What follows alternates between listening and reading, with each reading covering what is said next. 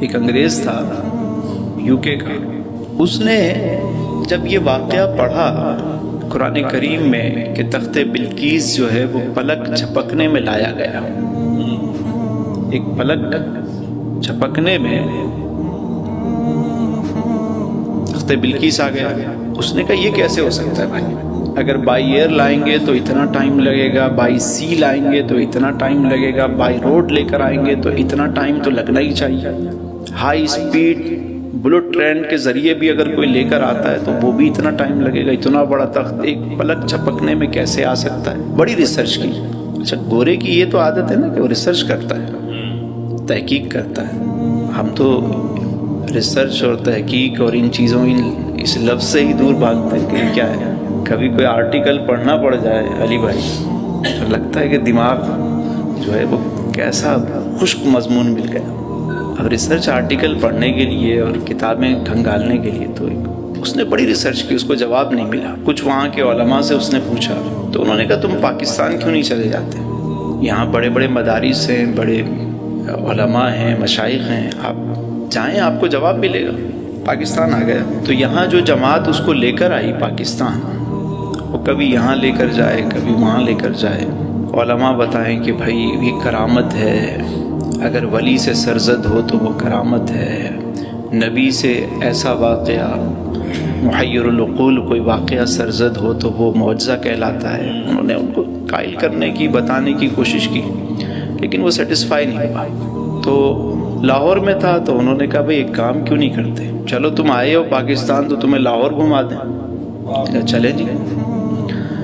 اب جب چلے تو انہوں نے بتایا کہ یہ مینار پاکستان ہے، یہ بادشاہی مسجد ہے، یہ شاہی قلعہ ہے، یہ فلاں چیز ہے، یہ انارکلی بازار ہے۔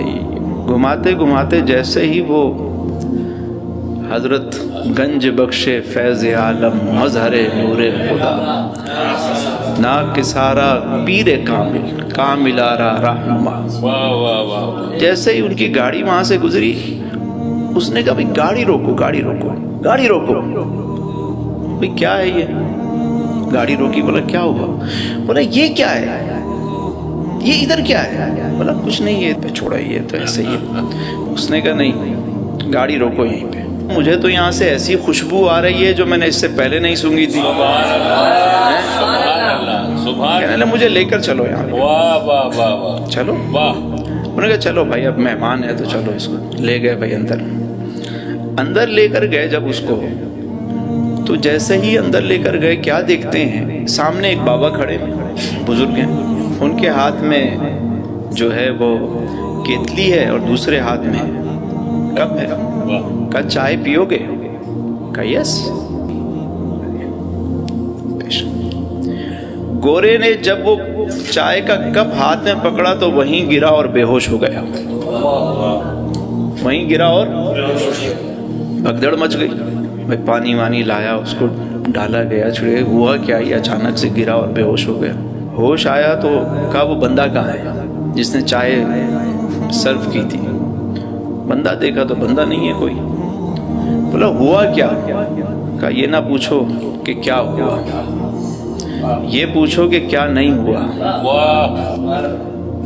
ہوا کیا بتاؤ گے بھی؟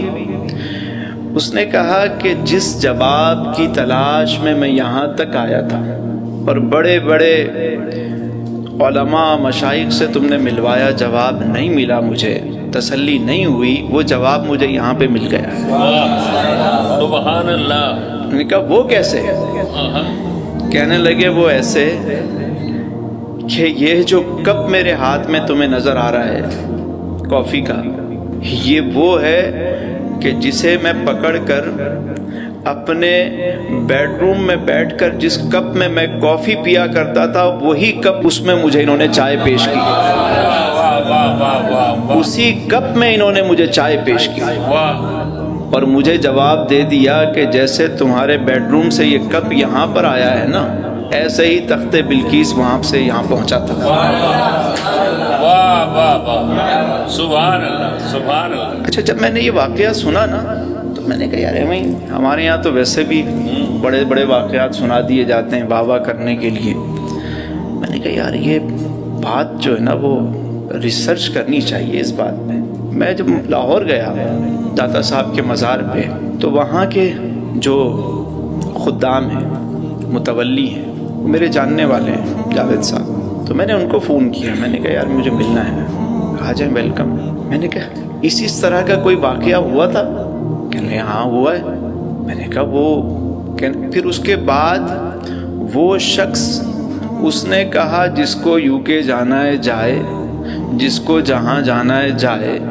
مجھے میرا جواب مل گیا, جس جواب کے لیے وہاں سے یہاں تک آیا تھا اب میں یہ در چھوڑ کے کہیں نہیں جاؤں گا. ساری زندگی اس نے وہیں گزار دی, انتقال بھی وہیں ہوا اور مزار کے احاطے میں ہی اس کی تدفین ہوئی.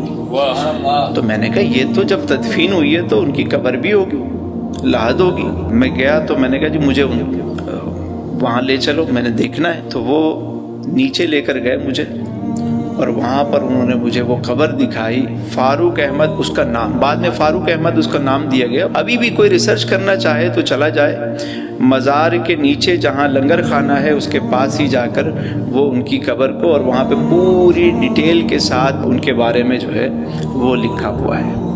تو اب آپ دیکھیے کہ وہی مزار ہے, ہزاروں لوگ گزرتے ہیں لیکن خوشبو کس کو آئی؟ خوشبو کس کو آئی؟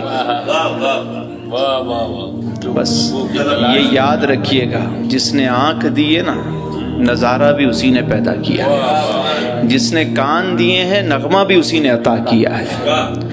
بس محسوس کرنے والا ہو, جب ادھر دل لگائیں گے تو ہر چیز خود بتائے گی آپ کو. کٹ جائیں گے ایام میری تشنہ لبی کے, میں خانہ سلامت رہے برسات بھی ہوگی.